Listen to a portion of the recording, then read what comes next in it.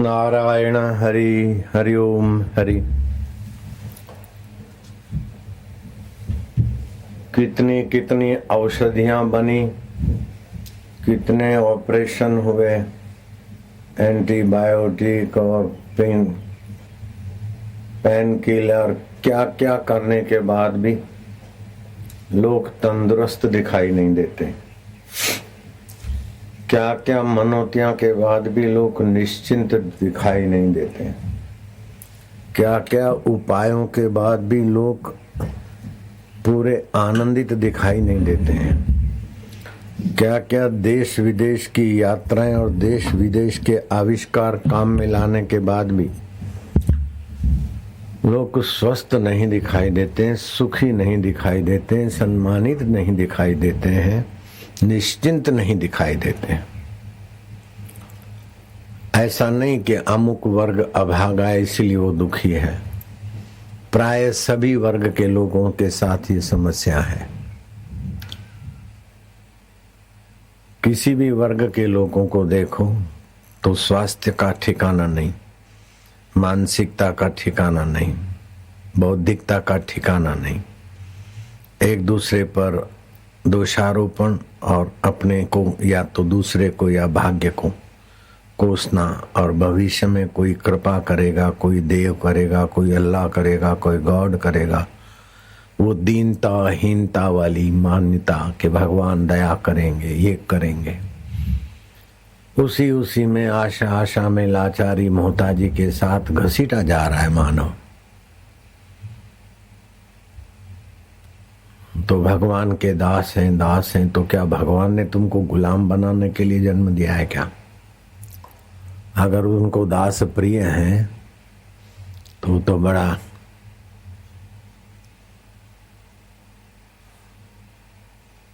प्रश्न हो जाता है कि भगवान को दास प्रिय है, दास बनाता है। जैसे एक गोवालिया अथवा एक गडरिया भेड़ों को और बकरों को चराता है दास बनाकर, फिर उससे अपना आजीविका चलाता है। तो क्या भगवान को कोई आजीविका चलानी है कि दासों की जरूरत है?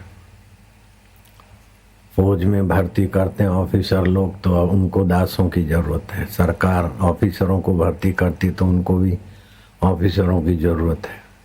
तो क्या भगवान को दासों की, सेवकों की, प्रचारकों की जरूरत है क्या? अगर जरूरत है तो ऐसा भगवान हमारा क्या भला कर लेगा? नारायण हरि नारायण हरि। इंद्रियों का स्वामी मन है और मन का स्वामी प्राण है। प्राण तालबद्ध न होने के कारण मन तालबद्ध नहीं। तो इंद्रियों पर शासन मन का ठीक चलता नहीं। आंख ने दिखा दिया कोई सुंदरी या सुंदरा, इंद्रियां उसके तरफ आकर्षित हुई, मन सहमत हो गया और बुद्धि को घसीट लिया। अपनी पत्नी होते अथवा मर्यादा के खिलाफ होने पर भी स्त्री पुरुष का आकर्षण हमारी नींद हराम कर देता है, स्वास्थ्य हराम कर देता है। सपन दोष, धातुशय, मानसिक चिंतन, दवाइयां, स्थूल जगत का ज्ञान बहुत परिश्रम करके पाओ और फिर उसके अनुसार करो। फिर करके 5 विषयों को भोगो और उन भोगों की आदत से पचते रहो, गिड़गिड़ाते रहो, सुकड़ते रहो, घुटने टेकते रहो, अंत में लाचार मोहताज होकर मर जाओ। चाहे राजा नृग का पद है तो भी मोहताज क्रिकेट होकर कुएं में छटपटाओ। इब्राहिम लिंकन है तो व्हाइट हाउस में प्रेत होके घूमो। क्या यही है क्या मनुष्य जीवन की? इब्राहिम लिंकन मानवतावादी थे, मेरे को उनके प्रति सद्भाव भी है, लेकिन चित्त को पीड़ा भी है। क्या जीवन इसीलिए बना था कि मरने के बाद प्रेत बन जाए, क्रिकेट बन जाए, सांप बन जाए, जीते जी समस्याओं से जूझते जूझते हार के मर जाए। ऐसा जीवन था क्या? इसीलिए जीवन है क्या? वास्तविक जीवन क्या है उसको थोड़ा समझेंगे तो वास्तविक जीवन का महत्ता समझेंगे तो उधर को जाएंगे। शरीर का स्वास्थ्य ठीक नहीं रहता, औषधि भी लेते हैं, ऑपरेशन भी कराते हैं, इंजेक्शन भी भुकवाते हैं, आयुर्वेदिक के उपचार भी करते हैं, स्वास्थ्य ठीक नहीं रहता। फिर भी थोड़ा दिन ठीक हुआ न हुआ फिर बेठीक हो जाता है। यही समस्या है आज के मानव। वास्तव में स्वास्थ्य का और सुख का, आनंद और माधुर्य का और सारी समस्याओं के समाधान का स्रोत कहाँ है, उसको मानव भूलता चला गया।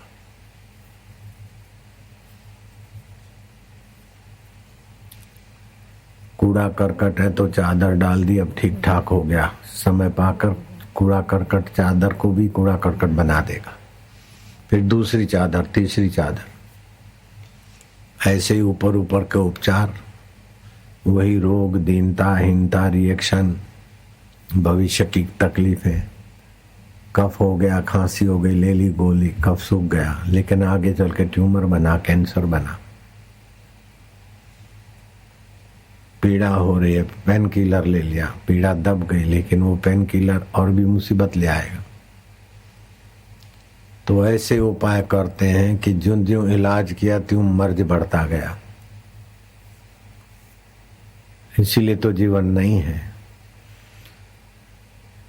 तो सही उपाय रोग के मूल को समझना है और सही उपचार रोग के मूल को उखेड़ के आपको स्वास्थ्य दे। ये सही उपाय, सही उपचार है। तो विकार 5 है: शब्द, स्पर्श, रूप, रस और गंध।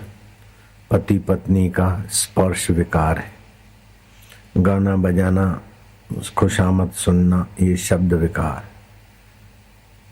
जीभ को मजा आए ऐसे व्यंजन खाकर बीमारियां बनती हैं, वो भी एक विकार है। तो ये 5 विकार है, लेकिन इन 5 विकारों को के मूल में देखो तो 2 ही विकार है, राग और द्वेष। राग से खाया तो बीमार पड़ोगे, राग से पत्नी साथ व्यवहार किया तो जल्दी बूढ़े बनोगे, राग से किसी से जुड़े तो ममता हो जाएगी, अन्याय करोगे, द्वेष से किसी के साथ व्यवहार करोगे तो भी फंसोगे, अधर्म करोगे, अत्याचार करोगे। राग और द्वेष 5 विकारों का मूल है, राग और द्वेष। इस राग द्वेष को शिथिल किया अथवा राग द्वेष पर विजय पाना अथवा राग द्वेष को बाधित करना, ये बहुत ऊंचा साधन है। इससे शारीरिक स्वास्थ्य हंसते खेलते मिलेगा, मानसिक प्रसन्नता और संतुष्टि अपने घर की चीज हो जाएगी, और बौद्धिक विकास कल्पनातीत होगा। बड़े बड़े बुद्धिमान संतों के आगे मार्गदर्शन लेते। संत डॉक्टरी नहीं पढ़े हैं, लेकिन डॉक्टर मार्गदर्शन लेते। नेतागिरी नहीं जानते, नेता आशीर्वाद लेते। तो आखिर उन महापुरुषों के पास ऐसी कौन सी चीज है? बोले भगवान भगवान भगवान। अगर उनके पास भगवान है तो आपके पास क्या है? शैतान है क्या? वैसे का वैसा भगवान तो आपके पास भी, लेकिन मनमुक्ता एक शैतानियत है। इसलिए सारी माम शिष्य, मनमुख। शिष्य का मतलब क्या है? मैं अब आपसे शासित होने योग्य हूं। 2 हाथ जोड़ते और तीसरा मत्था टेकते। हमारी कर्म इंद्रिय, ज्ञान इंद्रिय और मन, ये 11 हमको सता रहे थे। अब हम आपके निर्देश अनुसार इनको चलाएंगे। हम शिष्य हैं। सिर झुकाया, अपनी हिकड़ी नहीं, अपने निर्णय करने से भटक जाएगा। हमारा किस में भला है वो गुरुदेव बता दे, उसी रास्ते चले तो कहां से कहां पहुंच जाएगा।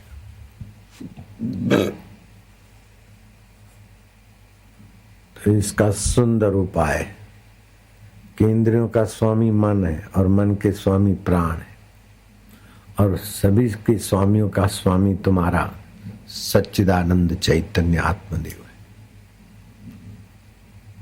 उस आत्मदेव में विश्रांति पाने वाली साधना सीख लो। रोग यूं मिटते हैं, चिंता यूं जाती, बेवकूफी यूं भागती, और भगवत लाभ सहज में होता है। दीक्षा के समय सभी को सिखाया जाता है, कहा जाता है कि 50 की गिनती हर रोज करना है, जिससे मन नियंत्रित हो, प्राण तालबद्ध हो, आयु आरोग्य पुष्टि रहे। जो लोग आज्ञा का पालन करके करते होंगे उनको तो लाभ होता होगा, लेकिन इस लाभ की महिमा न जानने के कारण एक खाना पूर्ति कर देते होंगे तो फिर खाना पूर्ति जैसा लाभ होता होगा।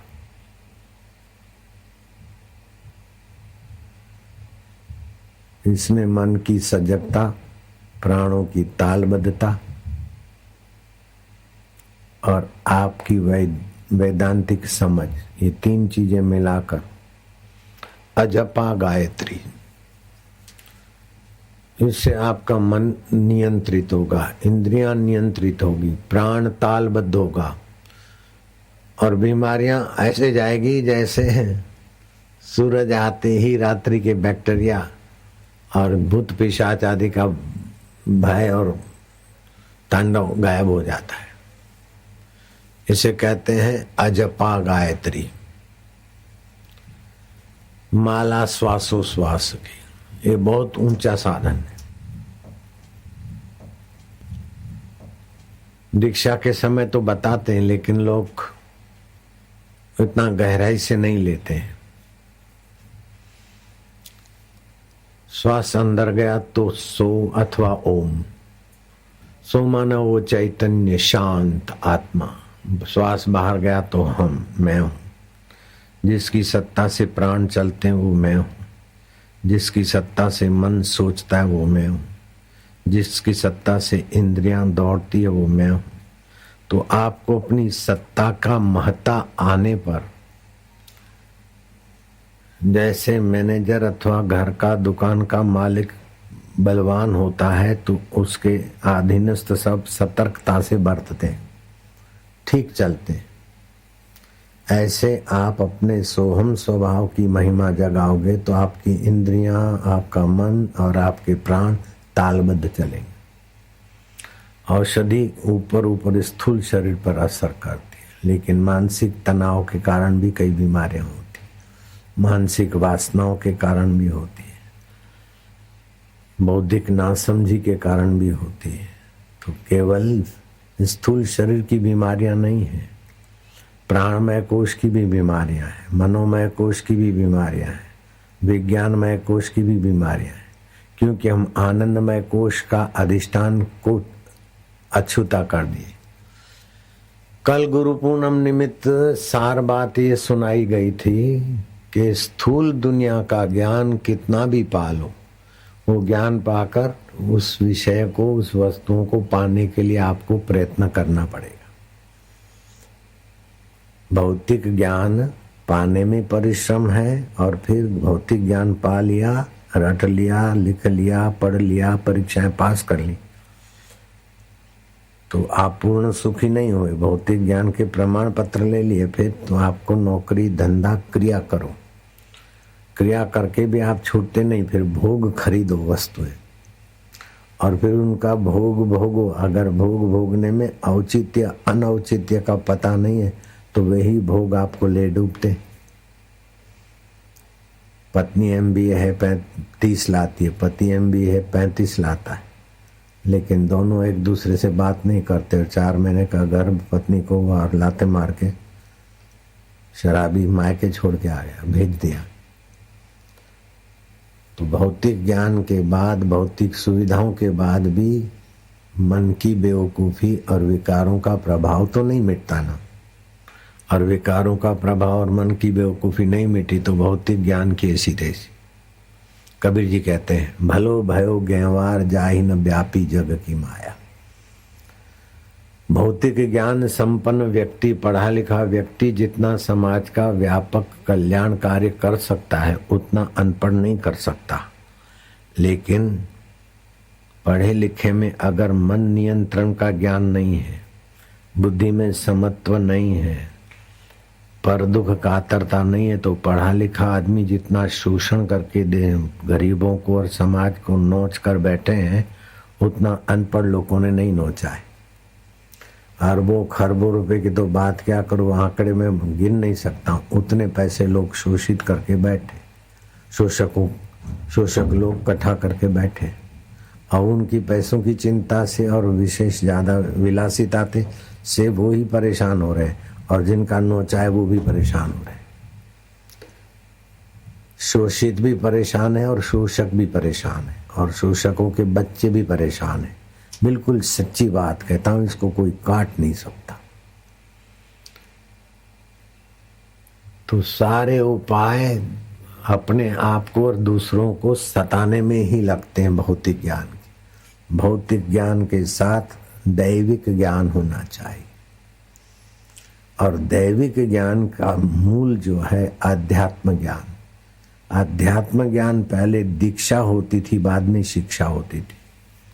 राम जी की पहले दीक्षा हुई है, बाद में शिक्षा हुई। दीक्षा माना ठीक दिशा आपके अपने स्वरूप की। तो अब लंबी व्याख्या में नहीं करूंगा, विस्तार में नहीं जाता हूं। जो शिष्य हैं, शिष्य का मतलब है कि गुरु जी ने आज्ञा कर दिया, बस करना है। कमर सीधी, गर्दन सीधी। आप अपने नाक के अग्र हिस्से में नजर रखो। श्वास अंदर गया सो, बाहर आया तो हंग।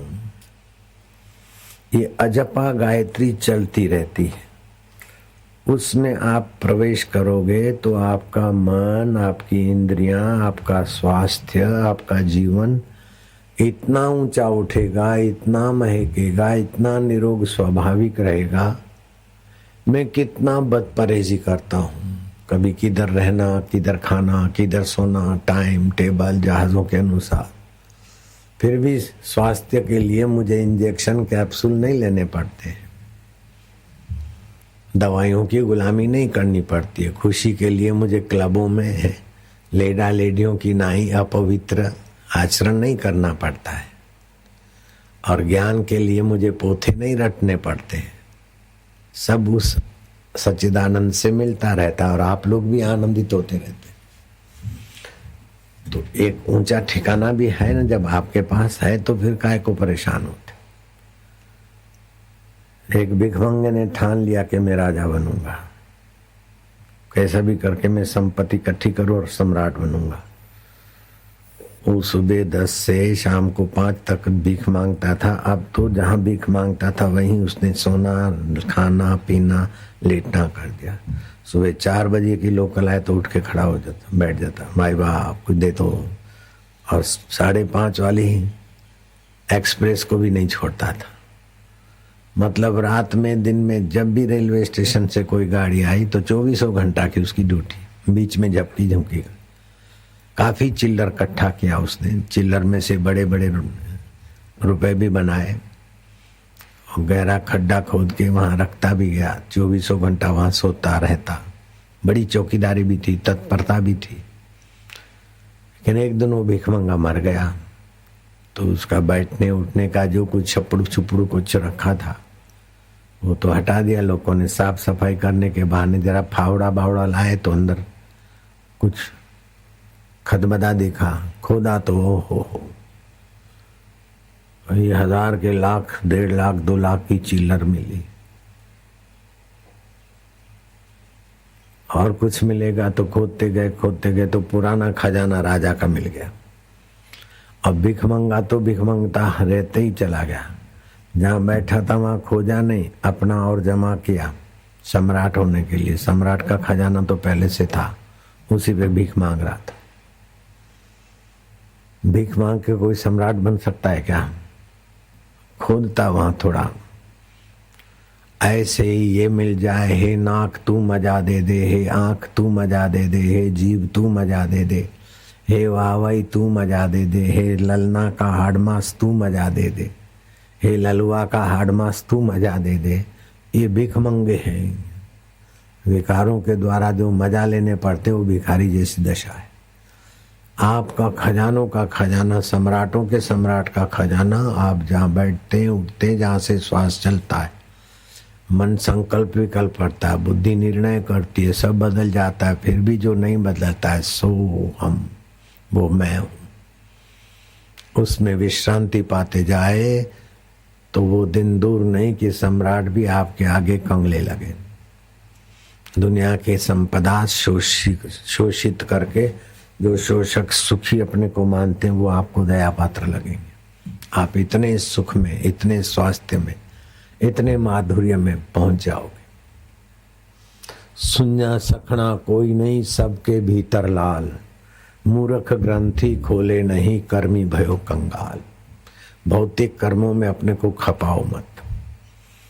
भौतिक कर्म करो लेकिन कर्तृत्व के अभिमान को मिटाने के लिए, और जहाँ से किए जाते हैं उस परमात्मा में विश्रांति पाने के लिए। कर्म इसलिए करो, सेवा भाव से, सद्भाव से, तत्परता से करो कि कर्म करने की वासना और फल की वासना चली जाए तो आप निर्लेप नारायण हो जाओ। मानो तो ऐसा मानो कि बस नेता है तो है, जानो तो उसी को जानो, सो हम। इसको अजपा गायत्री कहा गया है। और कबीर जी ने कहा, माला श्वासो श्वास की, जगत भगत के बीच, जो फेरे सो गुरुमुखी, ना फेरे सो नीच। जो आदि भौतिक को महत्ता दे बैठे, नीचे कर्मों में, नीचे भोगों में खपे हैं, वो ऐसी ऊंची साधना नहीं कर सकता। अगर ऐसी ऊंची साधना करे तो नीची दवाइयां, नीचे भोग और नीचे कर्मों से मन उठ जाएगा ऊपर। तो अब गुरु आज्ञा समझो, गुरु कृपा समझो, गुरु संदेश समझो कि इस गुरु पूनम से आपको अजपा जाप गायत्री, मूल गायत्री सोहम, उसमें कम से कम 100 की गिनती। और रात ये आसान नहीं है। श्वासोश्वास तो चलता है, लेकिन श्वास की रिदम बनाना, उसमें मन लगाना और उसके आनंद में प्रवेश करना शुरुआत में कठिन लगेगा। सुबह 4 से 6 के बीच की संधि काल में मन शांत भाव से निद्रा से उठता, उस समय करना आसान पड़ेगा। मेरी आज नींद खुल गई थी 3:30 बजे। मैं लेटे लेटे 4 बजे तक उसी में था। फिर 4 के बाद उठ के बैठा। फिर धरती पे मेरा आसन बिछा होता है, पलंग पे ज्यादा देर तो झोंका आ जाए। फिर धरती पे जो बिछा था उधर करते करते 7 बजे तक मैं वहां अंदर रहा। बाद में घूमने गया, फिर ध्यान आसन ये चलता रहा। तो प्रतिदिन 2-3 घंटे परमात्मा ध्यान में गुजारने चाहिए। ध्यान के समान कोई तीर्थ नहीं, ध्यान के समान कोई यज्ञ नहीं, ध्यान के समान कोई तप नहीं, ध्यान के समान कोई दान नहीं, ध्यान के समान कोई स्नान नहीं। स्नान करते हो तो तुम्हारा स्थूल शरीर नहाता है, लेकिन ये अजपा ध्यान में तुम स्वयं परमात्मा में नहाओगे। दान करने से तुम्हारा धन शुद्ध होता है, लेकिन परमात्मा ध्यान में तुम स्वयं शुद्ध हो जाओ। कर्ता शुद्ध हो जाएगा तो उसके कर्म भी शुद्ध हो जाएंगे, फल भी शुद्ध आएगा। कर्ता अशुद्ध होगा तो कर्म शुद्ध करने पर भी कर्ता का उद्देश्य अशुद्ध होने से अपने और दूसरों के लिए मुसीबत बनेगा, ठग बनेगा। बनते भगत ठगते, जगत पड़ते भव की जाल में। तो अध्यात्म ज्ञान के बिना भौतिक ज्ञान आदमी को खपा खपा के खपाएगा। कितना भी भौतिक ज्ञान पा लिया, फिर आपको नौकरी धंधा कुछ करना है और करके रुपए पैसों से वस्तुएं लानी है, और फिर वस्तुओं को नियंत्रित होकर भोगे तो वैराग्य आएगा। और लेकिन नियंत्रण कहाँ है? तो राग उत्पन्न होगा, राग होगा तो द्वेष होगा। जन्म मरण का चक्र को आप गति दे रहे हैं भौतिक सुख लेकर। भौतिक ज्ञान और भौतिक सुख आप मुसीबत बढ़ाने के लिए ले रहे हैं। भौतिक ज्ञान और भौतिक सुख में आदि देविक और आध्यात्मिक का संपुट लगा दीजिए, तो आप इसका उपयोग सदुपयोग कर लेंगे। घोड़ा तो पाला है, लेकिन घोड़े की लगाम नियंत्रण में नहीं है, तो घोड़े की पूंछ पकड़ रहे हैं तो परेशान हो जाएंगे। जो आया सो खा लिया, जो आया सो बोल दिया, जहां आया वहां चले गए। जिस किसी से मेल मिलाप कर दिया, अरे भाई वो तुम्हारे रास्ते का है, सज्जनता के रास्ते का है कि तुम्हें साधना से गिराने वाला है, विचार करके संग करो। निर्माण मोहा, श्री कृष्ण कहते हैं मोह को निर्वाण करो। जित संग दोषा, संग के दोषों को जीतो, संग के दोष में गिरो मत। अध्यात्म नित्या, नित्य अध्यात्मता का रस पान करो। विनिवृत्त कामा, कामनाओं को निवृत्त करते जाओ। ये कामना पूरी हो जाए, ये पूरी हो जाए, फंसोगे। कामना पूरी करने में तो पराधीनता है, प्रारब्ध की, पुरुषार्थ की, वातावरण की, लेकिन कामना निवृत्त करने में तुम स्वतंत्र हो। 100 की कर दो 60, 100 कामनाओं में से 60 कर दो, आधा कर दो काट, 30 हो गए। 10 देंगे, 10 छुड़ाएंगे, 10 पूरी करेंगे, 10 छुड़ाएंगे, 10 के हाथ जोड़ेंगे। अभी तो सोहम स्वभाव में रहो, तो आप सचमुच में अपने तो क्या, अपने कुल के क्या, अपने समाज के, अपनी मानवता के तारणहार हो जाओगे। फिर आपको डूबने का सवाल ही नहीं। इस साधना में लगे रहो। चलती चक्की देख के दिया कबीरा रोए, 2 पाटन के बीच में साबित बचा न कोई। गेहूं के दाने हो, बाजरी की हो, चाहे जौ के हो, कुछ चक्की के बीच आते पिस जाते। लेकिन संत ने और गहरे में जाकर उपाय खोज लिया। चक्की चाले तो चालन दे, तू काहे को रोए। लगा रहे तू खील से, तो बाल न बांका होए। जो दाना खील पर अटक जाता है वो पिसता नहीं। ऐसे ही अपने सोहम स्वभाव में रुक गए तो आप विकारों में पिसने से, बीमारियों में पिसने से, दुखों में पिसने से बच गए। इस गुरु पूनम का नया पाठ कहो, नई साधना कहो, है तो बड़ी प्राचीन।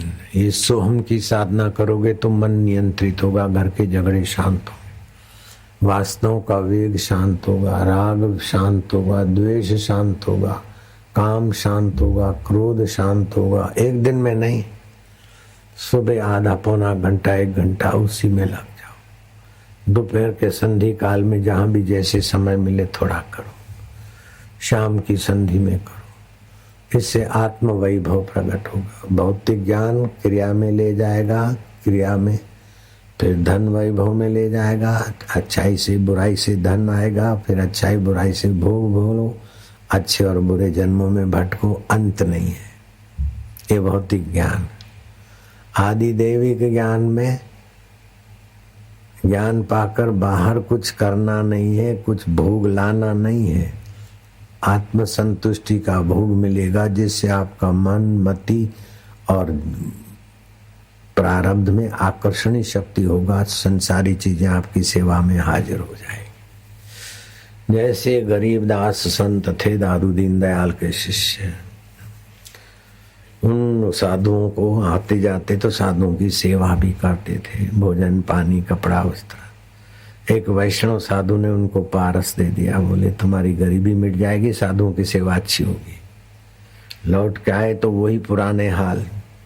साधु ने कहा पारस, बोले वो तो मैंने कुएं में फेंक दिया। महाराष्ट्र में परिसा भागवत ने तपस्या की, लक्ष्मी जी को रिझाया और पारस पाया।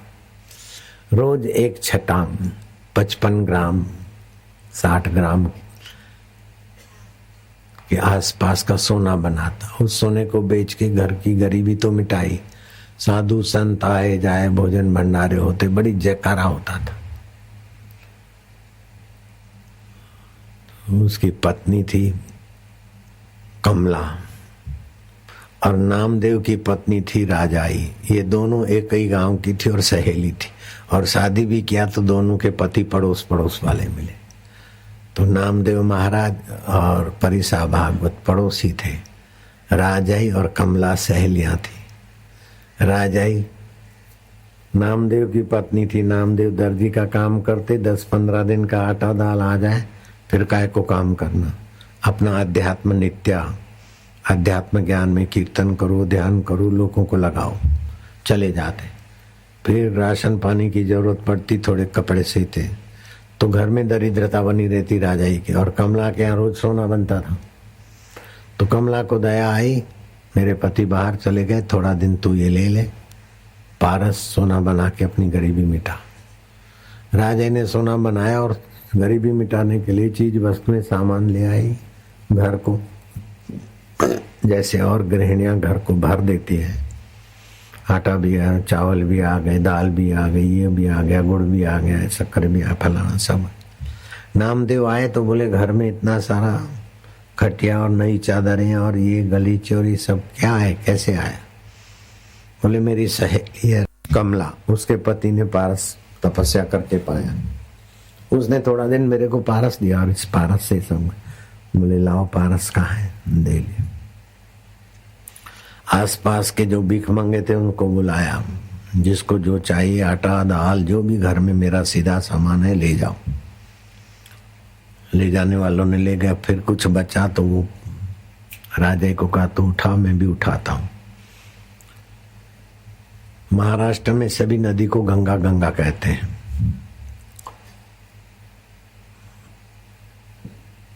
गए गंगा किनारे, वहां भी जो आवश्यकतामंद थे वो जो पोटले उठा के ले गए, उनमें बांट दिया।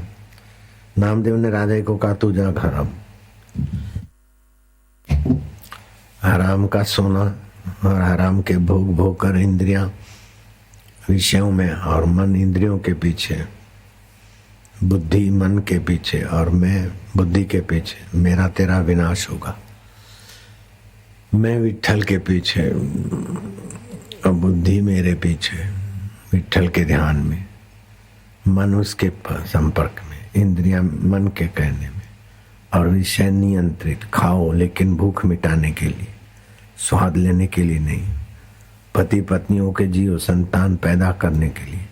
वो किसान बड़ा अभागा है, मूर्ख है कि खेड़ता है लेकिन बोता नहीं, बीज नहीं बोता। ऐसे ही वे विषय विकार भोगते हैं लेकिन संतान का गर्भाधान नहीं करते, तो एक दूसरे का सत्यानाश ही तो करते। भोग भोग के वीर्य का ही नाश करते, रजवीर्य का। जैसे किसान खेड़ता रहे और बोए नहीं तो मूर्ख है ना, हल और अपनी शक्ति नाश करता है, ऐसे शरीर अपना चित्त नाश करता है।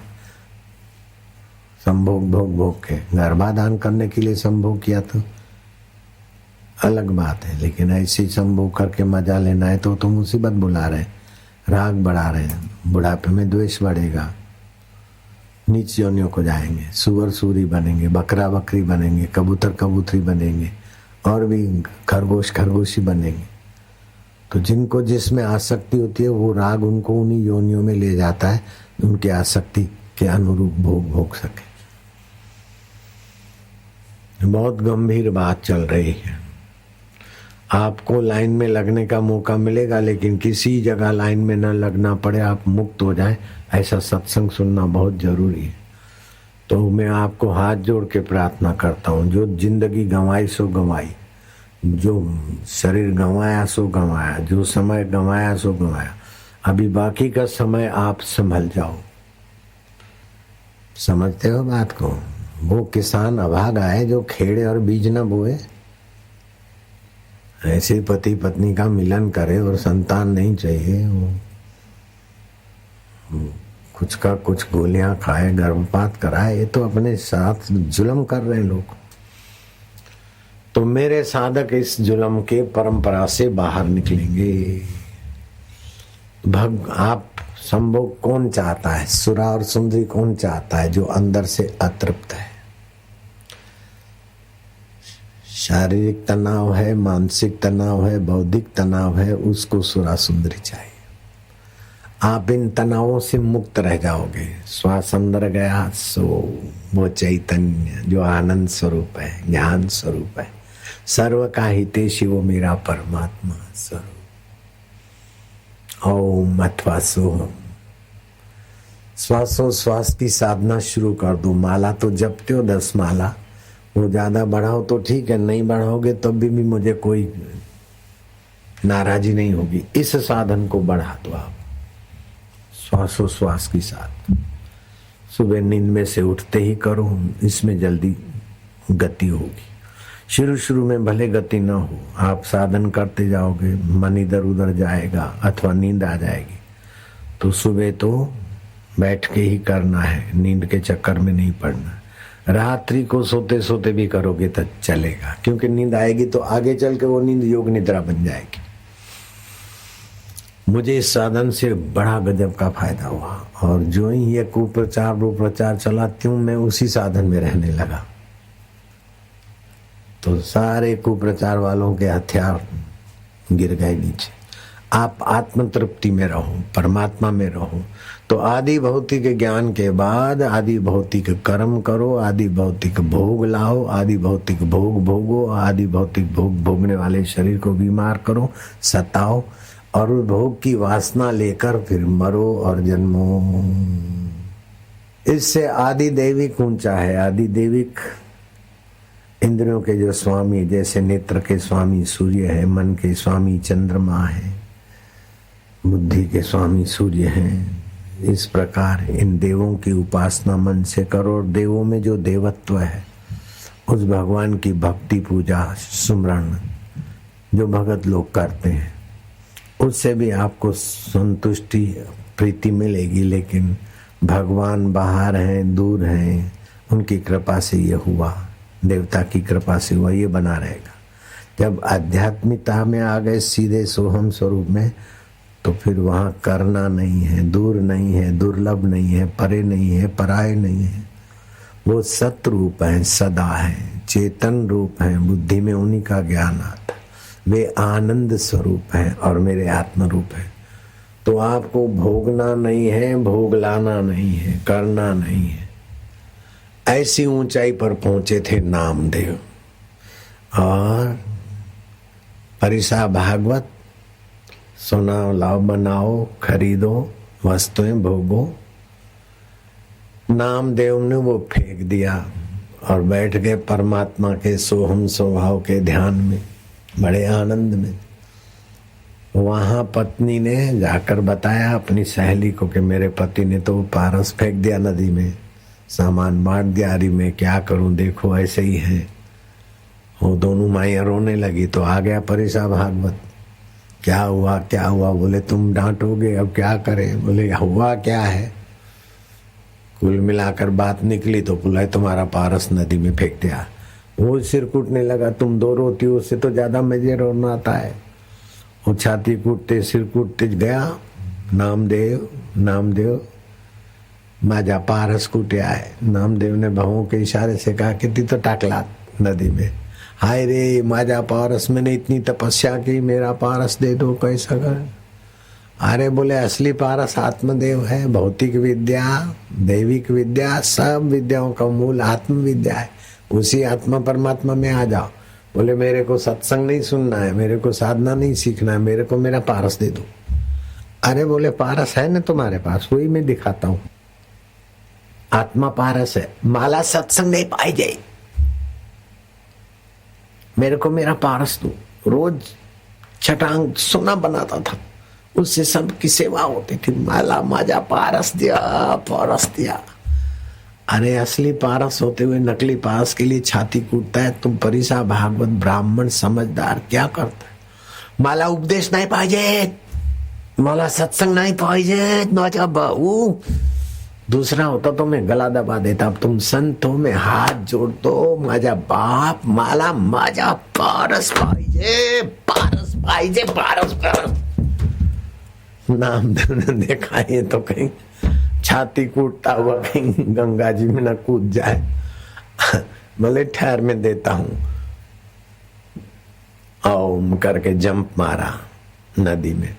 और बहुत सारे पत्थर लाए, संकल्प कर दिया, बोले ये सब पारस है, लो हैं इतने पारस सब एक जैसे। वो नदी के किनारे कहीं लोहा का टुकड़ा पड़ा था, पत्थर जगह बोले सोना हो गया, दूसरा लो, दूसरे को सोना, और सब सब पारस। नामदेव ये कैसे हो गया? बोले असली पारस मिट्टी को तो यदि वो संकल्प चलाए पत्थर भी पारस हो जाए, ऐसा आत्म पारस है सोहम स्वभाव।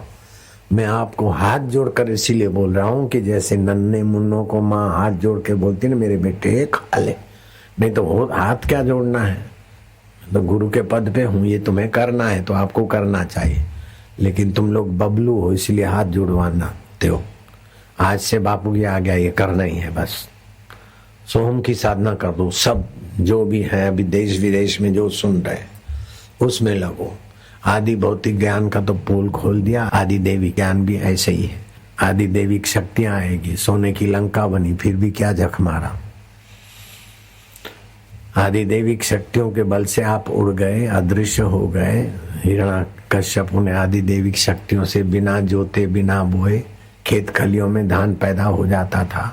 आदि देविक शक्तियों से समुद्र उछल उछल कर रत्न दे देता था। धरती में धरती के गर्भ में छुपे धातु धरती बाहर पटक देती थी। ये आदि देवी शक्तियां थी उनके पास, लेकिन फिर भी वासना नहीं मिटी। आत्मरस के बिना वासना मिटेगी नहीं। बिनु रघुवीर पद जिय की जर नहीं न जाई, परमात्मा पद के बिना जीवात्मा की तपन नहीं मिटती। तो आप परमात्मा पद में पहुंचो। जेकर मिले तो राम मिले और सब मिले तो क्या मिला। अगर मिले तो परमात्मा शांति मिले, परमात्मा सुख मिले, परमात्मा लाभ हो। आत्म लाभात परम लाभम न विद्यते, आत्मज्ञानात परम ज्ञानम न विद्यते, आत्म सुखात परम सुखम न विद्यते। आत्मा के सुख के आगे इंद्र का सुख भी बोना पड़ जाता है, ऐसा सुख आपको मिले। आत्मज्ञान के आगे दुनिया का आदि भौतिक आदि दैविक ज्ञान कोई माना नहीं रखता। आदि भौतिक ज्ञान कितना भी पाओ उसके बाद फिर क्रिया करनी पड़ती है। नौकरी धंधा काम भी, साइंटिस्टों को खोज आविष्कार सब करना पड़ता है। करने के बाद जो फल मिलता है उसका भोग इकट्ठा करते हैं, और भोग भोगते हैं तो मर्यादित भोग करते हैं तो स्वास्थ्य थोड़ा ठीक रहता है, लेकिन मजा लेने के लिए भोग भोगते तो फिर बीमारियां लगती है, और बीमारियों को निकालते निकालते खुद ही बेचारे निकल के चले जाते। मौत के मुंह में बीमारियां बची रहती। कोई आदमी पूरा तंदुरुस्त होकर मर गया हो ऐसा शायद ही कहीं होता होगा। कैसा, क्या ख्याल है? ये आदि भौतिक की ज्ञान की दरिद्रता है। कितनी अस्पतालें, कितने आविष्कार, कितने मैग्नेट, कितनी थेरापियां, कितने सर्जन, कितने डॉक्टर, कितनी आईसीयू रूम, फलाना रूम, ये वेंटिलेटर, ये वो, फिर भी देखो तो मानवता परेशानी में जूझते जूझते थक के हार के चली जाती। रोता हुआ जन्मता है, जूझता हुआ फरियाद करता हुआ जीता है, और निराश होके मरता है आदि भौतिक जगत में। इससे आदि दैविक में कम रोता है, कुछ भोगता है संयम से। लेकिन फिर भी हिरण्याकश्यपु और रावण भी कोई पूर्ण संतुष्ट होके नहीं गए। शबरी भीड़न को सदगुरु मिले थे और राम रोम रोम में रम रहे, ओम कहो राम कहो सोहम कहो, उसमें स्थिति हो गई। अंतरात्मा राम का भी सुख मिला, दशरथ नंदन राम के भी दर्शन हुए और पूर्णता को पा लिया। मीराबाई ने पूर्णता को पा लिया, सहजोबाई ने पूर्णता को पा लिया, रत्नाबाई ने, नरसिंह मेहता ने और कई लोग हैं, आखा भगत ने पूर्णता को पा लिया। शिवाजी, छत्रपति शिवाजी गला डूब काम में रहते थे व्यवहार में, फिर भी सदगुरु के प्रति आदर था और इस चीज के लिए तड़प थी, तो शिवाजी ने भी साक्षात्कार कर लिया। वर्णन आता है उनके आत्मानुभूति। जब शिवाजी गला डूब और राग और द्वेष के बीच रहना पड़ता राजा को, वो भी साक्षात्कार कर सकते, तो आपको करने का इरादा पक्का करो, बाकी की मदद तो है। तुमको तो पता है कि बापूजी हमारे वे चाहते हैं सब झोली भर ले, निज आत्मा का दर्शन कर ले। मैं ये नहीं चाहता कि गुरु पूनम को तुम चीज वस्तु लाओ, गुरु पूनम को हार पहराओ, दक्षिणा दो, ये नहीं चाहता हूँ। इस निमित्त आप आगे बढ़ जाओ। बस निमित्त चाहे कुछ भी हो, आपका स्वास्थ्य अच्छा रहे वो बात मैं ले आता हूँ, आपका मन प्रसन्न रहे वो बात ले आता हूँ, और आपकी बुद्धि में बुद्धिदाता की प्यास जगे। अब सोहम की साधना करोगे मुझे बड़ी प्रसन्नता होगी। सीधे बैठो, अजीब तालू में लगाओ, 45 साल से कम उम्र है तो, और 45 साल से ज्यादा उम्र है तो जीभ की नोक दांतों के मूल में लगाओ, ऊपर या तो नीचे। ऐसे सुंदर उपाय हैं, फिर भी लोग बीमार है। मन को घसीयो, आज ये हो गया, चिंता है, टेंशन है। ये शारीरिक रोग नहीं है, मानसिक। किसी गुरु के ब्रह्मवेता के तरफ जो तुम्हारा हितैषी है उसके प्रति तुमने अगर उल्टा सीधा सोचा है, तब मानसिक रोग, कुदरती कोप का रोग भी आता है। एक तो होता है शारीरिक दोषों के कारण रोग, और दूसरा होता है मानसिक पाप के कारण रोग। किसी का तुमने हक दबाया है और रात को नींद नहीं आती, जाओ अपने भाभी को हक दे दो। हक दे दिया, नींद आने लगी, विधवा भाभी का हक दबाया था। ऐसे कई घटनाएं। तुमने अच्छे आदमी के प्रति बुरा भाव किया, उससे भी तुम्हारे को कोई घाटा होता है। इसीलिए पेम्पलेट छपाते, निंदा किसी की हम किसी से भूल कर भी ना करें। गाते हैं, गवाते हैं, फिर भी एक दूसरे की टांग खींचने की गंदी पुरानी आदत है। राग और द्वेष, 5 विकारों के मूल में है राग और द्वेष। आप श्वास अंदर जाए ओम, बाहर आए तो गिनती ओम। से बहुत भारी लाभ छुपा है इसमें। ये अभी तो यहाँ करोगे, लेकिन घर में जब भी जहां मौका मिले चालू हो जाओ। निरोगता आपकी दासी बन जाएगी, प्रसन्नता आपका स्वभाव बन जाएगा, रस आपका घर का हो जाएगा। जब अंतरात्मा का रस आएगा तो फिर विकारी रस, पुरानी आदत है फिसलाएंगे, लेकिन आप फिसलते फिसलते निकल जाओगे, पक्की बात। हम भी फिसलते फिसलते निकल रहे, निकल गए नहीं कहता हूं, निकल रहे हैं। हम फिसलते फिसलते निकल गए ऐसा नहीं बोला मैंने, निकल रहे। मेरी सच्चाई पर संतोष होता होगा तो। कई जन्मों के कैसे कैसे संस्कार हैं। अभी भी भूख से कभी थोड़ा ज्यादा खा लेते हैं, ये हमारी फिसलाहट है। जरूरत से ज्यादा तुम्हारे बीच बैठ जाते हैं, फिर थकान होती, ये हमारी फिसलाहट है। नारायण हरि हरि ओम हरि। हितैषी की बात अगर बुरी लगती तो इससे बड़ा दुर्भाग्य क्या है। गुरु आपका दुश्मन होकर भी आपकी भलाई करने में तत्पर रहते। माँ दुश्मन जैसा व्यवहार करके भी हमारा कितना भला किया। मेरे गुरुदेव ने कैसा कड़क व्यवहार किया, ये उनकी कृपा थी। मेरी नादानी में मैं सुकड़ा, लेकिन उनकी तो उस समय भी कृपा थी।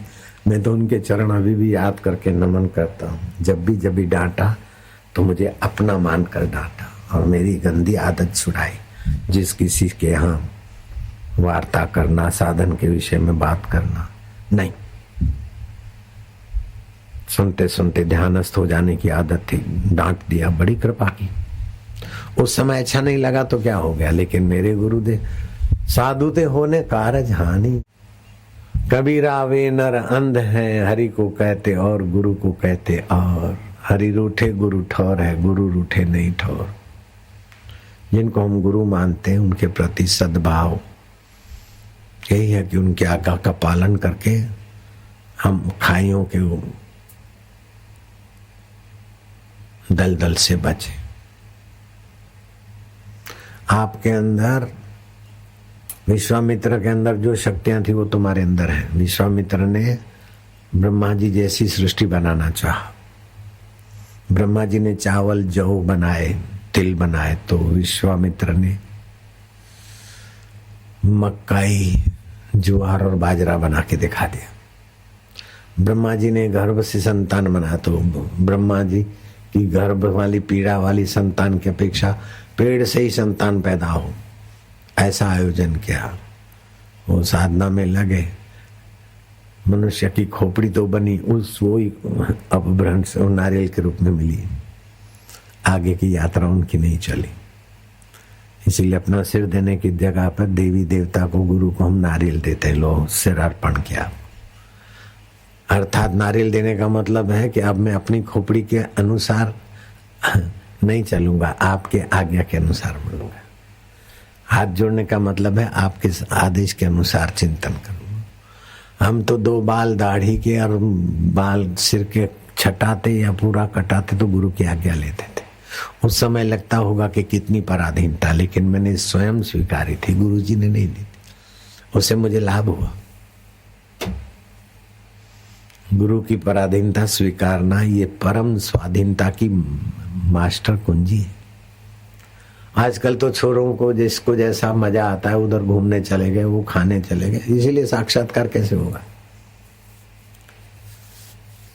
ईश्वर के लिए तड़फ नहीं है। चलो ठीक है, फिर भी सेवा कर रहे हैं देर सवेर, कुछ तो उनका खजाना बन तो रहा है, एक दिन छलकेगा तो करा देंगे, क्या है। ओम ओम ओम। अभी ओमकार जपो, ओम ओम, होठ में जपो ओम ओम ओम ओम। जिगर को फायदा होता है, मस्तक को फायदा होता है, मन को फायदा होता है, बुद्धि को फायदा होता है, ब्रह्मांडी ऊर्जा से आप मिल जाते, बहुत फायदे होते। 22,000 श्लोक है ओमकार की महिमा के। होठों में जपो ओम परमात्मने नमः, ओम आनंददाताय नमः, ओम अंतर्यामी प्रभु नमः, ओम ओम ओम। होठों में बोलते जाओ, मुझे बहुत खुशी होगी, मैं बहुत प्रसन्न होऊंगा। ओम ओम, आपका कण कण पवित्र होता जाएगा। ओम ओम प्रभु जी, ओम ओम ओम ओम ओम। 2 मिनट होठों से प्रीतिपूर्वक, फिर 2 मिनट कंठ से जपना प्रीतिपूर्वक।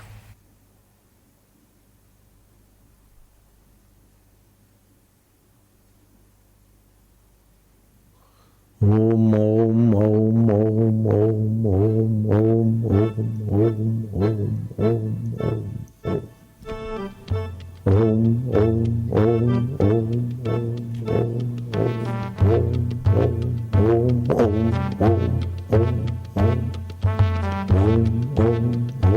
प्रभु ओम ओम ओम प्यारे ओम ओम ओम मेरे ओम ओम ओम आनंद ओम ओम ओम माधुर्य ओम ओम हरि ओम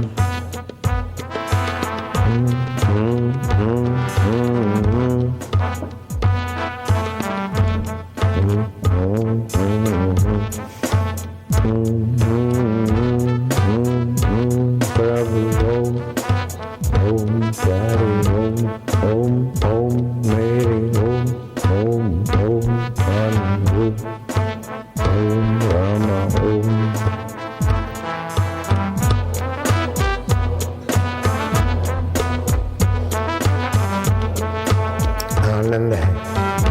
भगवान नाम से पावन हो रहा है तन मन जीवन।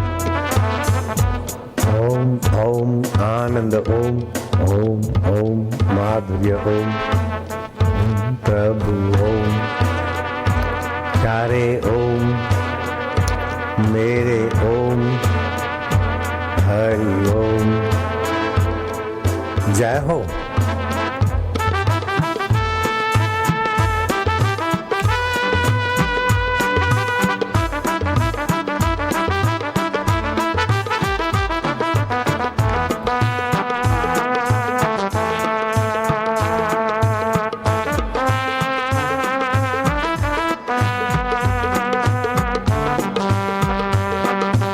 आनंद है। लंबा श्वास लो।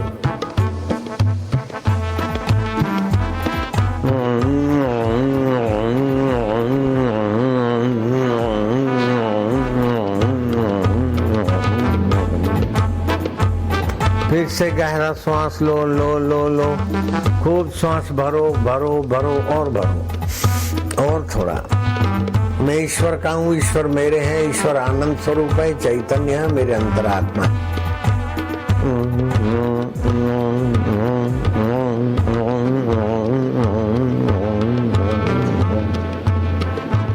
बस ओम ओम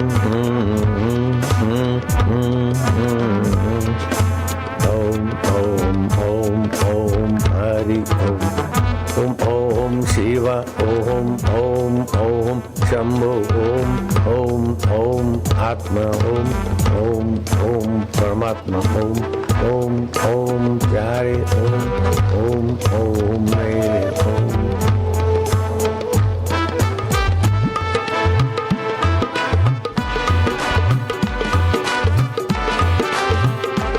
जय हो।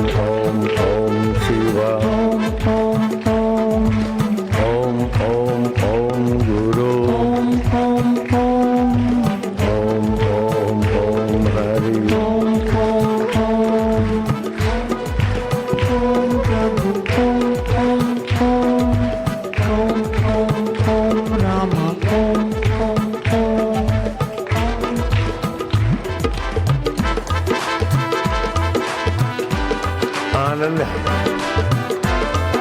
हम प्रभु के प्रभु हमारे, संसार स्वप्न, आत्मा परमात्मा अपना।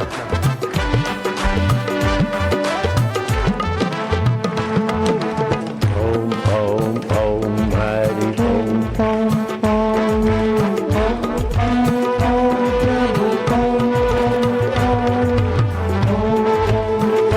शिव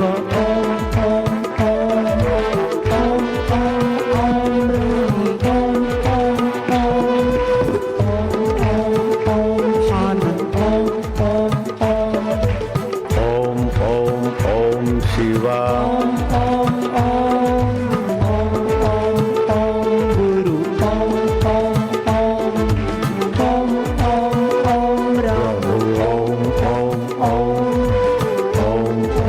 ओम प्यारे